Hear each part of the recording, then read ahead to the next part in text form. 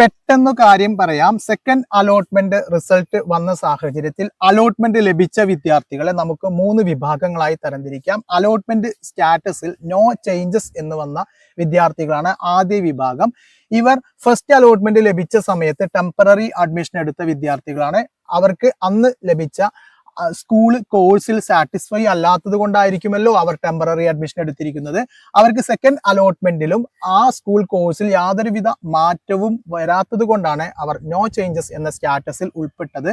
അത്തരം വിദ്യാർത്ഥികൾ ആ സ്കൂൾ അതുപോലെ തന്നെ കോഴ്സിൽ സാറ്റിസ്ഫൈ അല്ലാത്ത സാഹചര്യം തന്നെയാണ് നിലവിലുള്ളതും. അതുകൊണ്ട് അവർക്ക് തേർഡ് അലോട്ട്മെന്റ് റിസൾട്ട് വരുന്നത് വരെ കാത്തിരിക്കുക മാത്രമാണ് ചെയ്യേണ്ടതായിട്ടുള്ളൂ. അല്ലാതെ സ്കൂളിൽ വീണ്ടും പോയി അഡ്മിഷൻ എടുക്കേണ്ട യാതൊരുവിധ ആവശ്യവുമില്ല.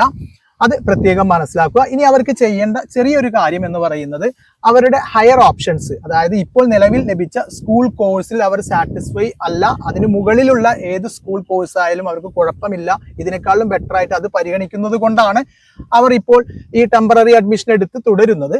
അത്തരത്തിൽ അവരുടെ ഹയർ ഓപ്ഷൻ സ്കൂൾ കോഴ്സുകളിൽ ഏതെങ്കിലും അവർക്ക് വേണ്ടാത്ത കോഴ്സോ സ്കൂളോ ഉണ്ടെങ്കിൽ ഇപ്പോൾ ടെമ്പററി അഡ്മിഷൻ എടുത്ത സ്കൂളിൽ പോയി അത് ഹയർ ഓപ്ഷൻസിൽ നിന്നും ഡിലീറ്റ് ചെയ്യാൻ വേണമെങ്കിൽ ഈ അവസരം ഉപയോഗിക്കാം. മറ്റൊരു സാഹചര്യത്തിലും അവർ സ്കൂളിൽ നേരിട്ട് പോകേണ്ടതായിട്ടില്ല. ഇനി അടുത്ത വിഭാഗം എന്ന് പറയുന്നത് അലോട്ട്മെന്റ് ലഭിച്ചു, അവർക്ക് ഫസ്റ്റ് പ്രയോറിറ്റി നൽകിയ അവർ അഡ്മിഷൻ സിംഗിൾ വിൻഡോ അപേക്ഷയിൽ ഫസ്റ്റ് പ്രയോറിറ്റി നൽകിയ സ്കൂളോ കോഴ്സോ അല്ലാത്ത മറ്റു സ്കൂളിലോ കോഴ്സിലോ ആണ് അഡ്മിഷൻ ലഭിച്ചതെങ്കിൽ അവർ ഈ സാഹചര്യത്തിൽ ടെമ്പററി അഡ്മിഷൻ എടുത്താലും മതി. തേർഡ് അലോട്ട്മെന്റ് സമയം വരെ അവർക്ക് വെയിറ്റ് ചെയ്യാം. അത്തരത്തിൽ തേർഡ് അലോട്ട്മെന്റിൽ അവർ ആഗ്രഹിച്ച സ്കൂളോ കോഴ്സിലോ അഡ്മിഷൻ ലഭിക്കുകയാണെങ്കിൽ ആ സമയത്ത് പെർമനന്റ് അഡ്മിഷൻ എടുക്കുക. ഇനി അഥവാ ആ സമയത്തും അവർക്ക് അത്തരത്തിൽ ലഭിച്ചില്ല എന്നുണ്ടെങ്കിൽ ഏത് സ്കൂൾ കോഴ്സ് തേർഡ് അലോട്ട്മെന്റ് സമയത്ത് ലഭിച്ചാലും അവർ ആ സമയത്ത് പെർമനന്റ് അഡ്മിഷൻ എടുക്കേണ്ടി വരും. ഇതാണ് രണ്ടാമത്തെ വിഭാഗം.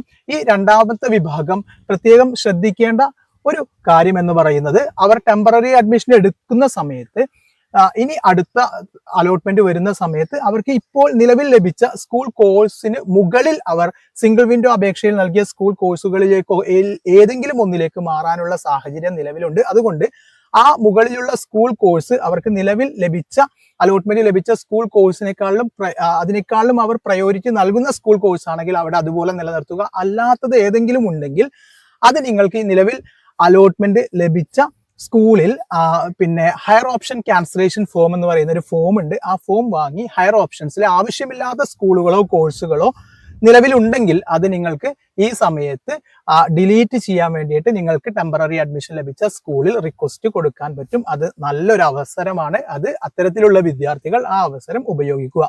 ഇനി മൂന്നാമത്തെ ടൈപ്പ് വിദ്യാർത്ഥികൾ എന്ന് പറഞ്ഞു കഴിഞ്ഞാൽ അവർക്ക് ഫസ്റ്റ് പ്രയോറിറ്റി നൽകിയ സ്കൂൾ കോഴ്സിൽ തന്നെ അഡ്മിഷൻ ലഭിച്ചിട്ടുണ്ടായിരിക്കും.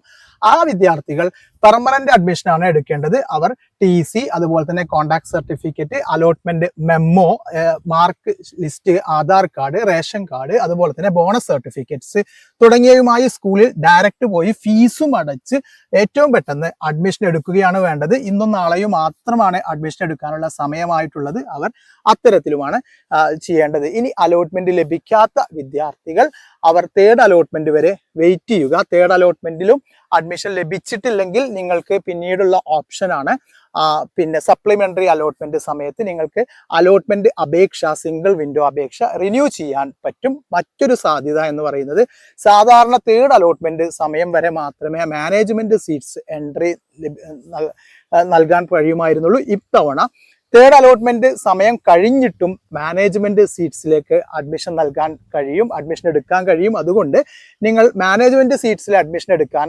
ആഗ്രഹിക്കുന്ന വിദ്യാർത്ഥികളുണ്ടെങ്കിൽ നിങ്ങൾ ഏത് എയ്ഡഡ് സ്കൂളിലാണോ അത്തരത്തിൽ അഡ്മിഷൻ എടുക്കാൻ ഉദ്ദേശിക്കുന്നതെങ്കിൽ നിങ്ങൾക്ക് തേർഡ് അലോട്ട്മെന്റ് സമയത്ത് ഇനി വെയിറ്റ് ചെയ്യാൻ താല്പര്യമില്ലാത്ത വിദ്യാർത്ഥികൾക്ക് പെട്ടെന്ന് പോയി ആ മാനേജ്മെന്റ് സ്കൂളിൽ നിങ്ങൾ അഡ്മിഷൻ എടുക്കാൻ ആഗ്രഹിക്കുന്ന ആ മാനേജ്മെന്റ് സ്കൂളിൽ പെട്ടെന്ന് പോയി അഡ്മിഷൻ എടുക്കാൻ ശ്രമിക്കുക.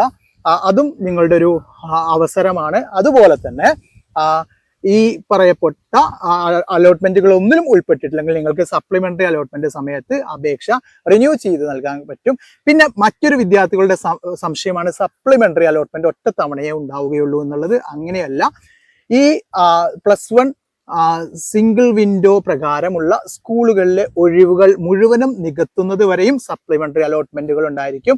അത് 3-4 തവണ വരെ ഉണ്ടാവാനുള്ള സാധ്യതയുണ്ട്. അതുകൊണ്ട് വിദ്യാർത്ഥികൾ പേടിക്കേണ്ടതില്ല. എല്ലാവർക്കും സപ്ലിമെന്ററി അലോട്ട്മെന്റ് കഴിയുന്നതോടുകൂടി ഒരുവിധപ്പെട്ട വിദ്യാർത്ഥികൾക്കൊക്കെയും അഡ്മിഷൻ ലഭിക്കും. അതുവരെ വെയിറ്റ് ചെയ്യുക. നിങ്ങൾക്ക് ഈ അലോട്ട്മെന്റ് പ്രോസസ്സുമായി എന്തെങ്കിലും സംശയങ്ങളുണ്ടെങ്കിൽ കമന്റുകളായി ചോദിച്ചോളൂ. ഏറ്റവും പെട്ടെന്ന് മറുപടി തരാൻ ശ്രദ്ധിക്കുന്നതാണ്. Thank you.